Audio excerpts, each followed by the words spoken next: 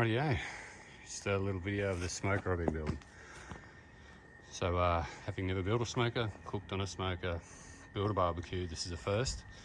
Probably went a little extreme, but I have had good guidance for some people that do cook on these things. So it's a bit of a rundown.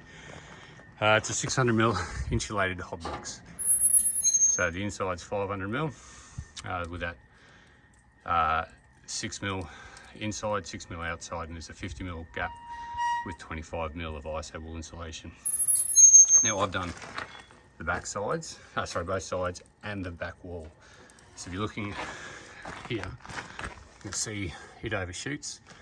The idea of that is I've tried to keep all the heat going into the actual chamber rather than dissipating.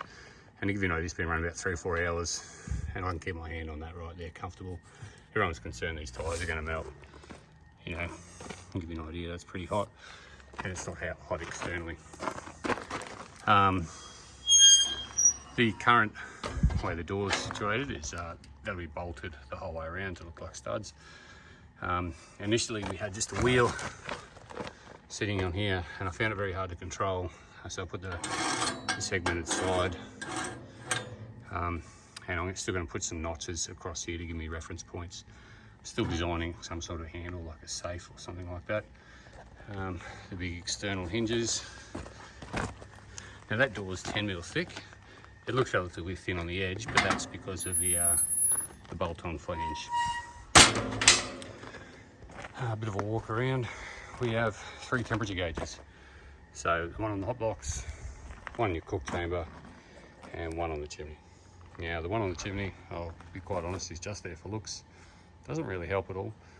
I've had a lot of probably negative feedback about putting this one there, but to be fair, I think if you're trying to keep an eye on this and this one goes down, you know this one's going to soon follow. So it's giving you an early indication. I guess it's probably a way of being proactive, not reactive.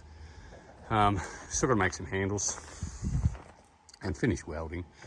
As you can see, there's a lot that's still not welded. I'm just testing the flow at the moment and working on the counterweight. So I may have made a slight design flaw on the counterweight. I quite like the look of it. It's what I was going for, but I just don't know if it's effective enough. So it's full of rebar. I don't know if you can see that. And the issue I've got is it's quite easy to lift open and shut, but it doesn't remain open. It works as a great backstop and doesn't get really in the way of the table, but it's not holding open yet.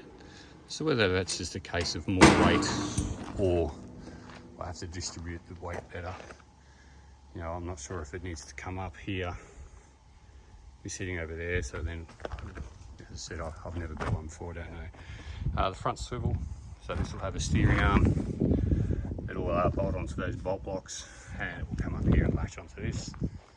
This nice engraving across up here. If anyone thinks of any cool names, let me know. Inside the heat chamber, very hard to hold open without handles actually.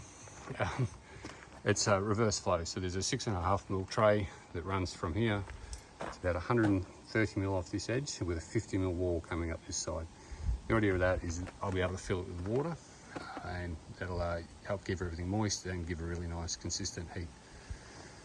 There's an internal flange on here as well.